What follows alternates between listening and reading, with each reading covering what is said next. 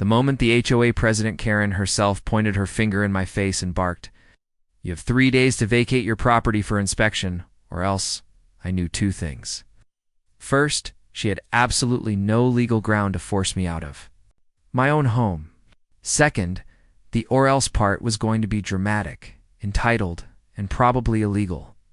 So, instead of packing a bag and obeying her absurd command, I stayed put.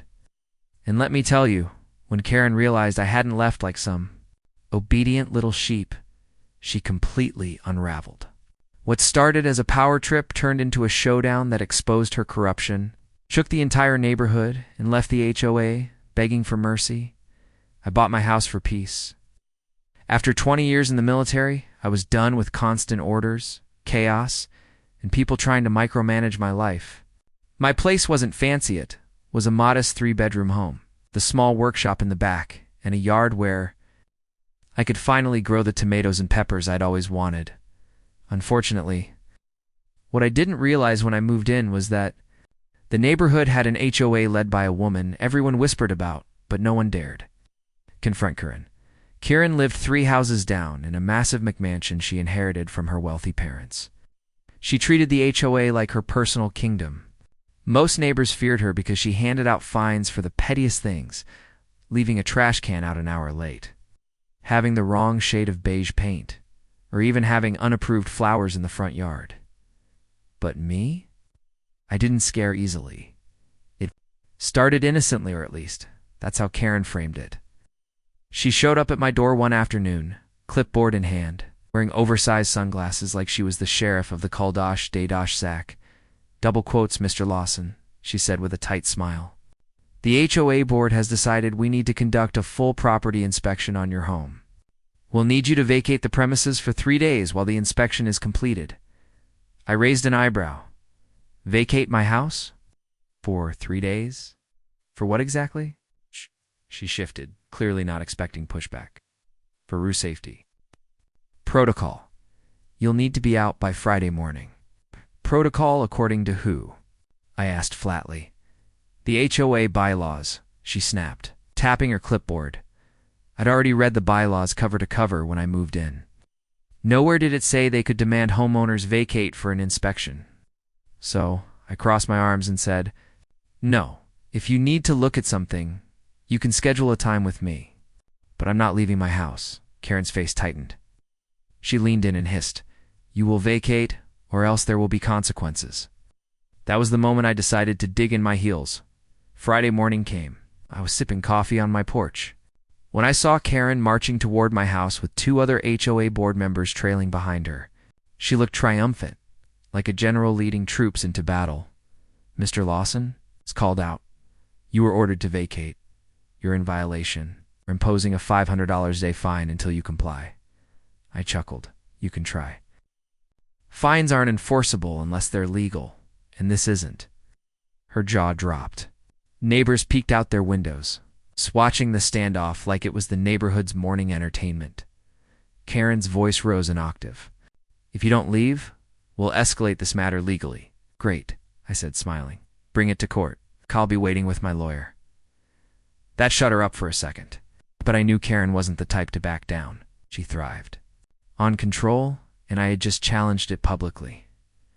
2 days later, I started getting violation letters in my mailbox. "Your lawn height exceeds HOA regulation." It didn't. I measured it myself. "Your shed in the back appears unapproved." It was already there when I bought the house. "Unauthorized vegetable garden in the backyard." Yes, apparently tomatoes were now contraband. It was obvious. Harassment. Each letter came with a fine, and each fine escalated if not paid immediately. But here's the thing, I'd been in the military long enough to know intimidation tactics when I saw them. Instead of panicking, I began documenting everything. I took photos of my yard, the shed, the garden, kept every letter, every threat. And I made sure to email the HOA board, not just Karen asking for clarification. By law, they had to respond in writing. And that meant every ridiculous demand of hers was now on official record. A week later, Karen showed up at my house again. This time, she didn't even knock. She stormed into my yard like she owned it. "I don't know who you think you are," she screeched, "but no one defies the HOA. You will leave your house today, or else we will, Karen. I cut her off, my voice calm but firm. You're trespassing. Leave my property. She froze, her face bright red. Trespassing? I am the HOA president. I have authority. Over every property in this neighborhood? I couldn't help but laugh. That's not how it works. You don't have authority over private property. And since you're refusing to leave, I'll have to call the police. The color drained. From her face, she sputtered something about mutual respect and stomped off. But I noticed something as she left her. Hands were shaking. For the first time, she realized I wasn't bluffing. See, while Karen was busy losing her mind, I was busy with a lawyer. I handed over every letter, every bogus violation, every threat. My lawyer nearly laughed out loud when he saw the vacate your home for inspection order. She has no authority to demand this, he said. In fact, if she keeps it up, we might have grounds for harassment and abuse of power. That's when we decided to set a trap. I continued to ignore Karen's vacate orders, but kept all communication polite and professional.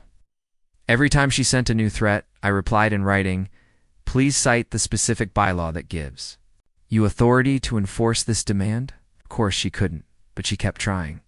And with every attempt, she dug herself deeper into a legal hole. It all came to a head during the next HOA board meeting. I showed up with a thick binder of evidence. Half the neighborhood was there too, curious to see the drama unfold. Karen, sitting at the front, immediately started ranting. Mr. Lawson is in violation of multiple HOA regulations. He has refused inspection, refused fines, and continues to disrespect this board. I raised my hand calmly. Point of order. I'd like to address these so-called violations. I opened my binder and began going through each one. Photos of my perfectly mowed lawn, documentation of my pre-approved shed, a letter from the city confirming backyard gardens were legal. The neighbors started murmuring. Karen's face turned pale, and then I dropped the bombshell. Additionally, said holding up her vacate order, the HOA president attempted to illegally force me out of my own home under threat of fines. This is harassment and abuse of authority. I have already consulted with legal counsel. Unless this stops immediately, we'll be taking this matter to court. The room went silent. One of the board members, clearly uncomfortable, muttered, "That's not in the bylaws." Karen exploded. "You're all missing the point. He's challenging me. If we don't enforce this, the whole neighborhood will fall apart." But by then, she had lost the room. Neighbors were whispering things like, "She's gone too far, and we can't let her keep doing this." 2 weeks later, the board voted Karen out as president. Turns out most of them had been fed up with her antics for years but were too afraid to speak up.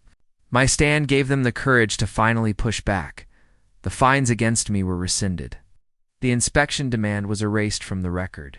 And Karen? She tried to fight it, but without her title, she was just another homeowner. Her reign of terror was over. Ironically, she ended up getting fined herself for unauthorized modifications on her own property. As for me, my garden thrived, my shed stood tall, and my home remained exactly where I wanted it to be mine. The cherry on top. A few months later, Karen put her house on the market. Word around the neighborhood was that she couldn't handle the humiliation of losing her power. When the realtor's sign went up, I walked past her yard, smiled, and said, "Need me to vacate for inspection, Karen." She glared at me with pure hatred. But she didn't say a word, and that silence, after all her threats and tantrums, was the sweetest victory of all. Asterisk, this story is just the beginning. There is so much more ahead. Subscribe to the channel to join me on this journey.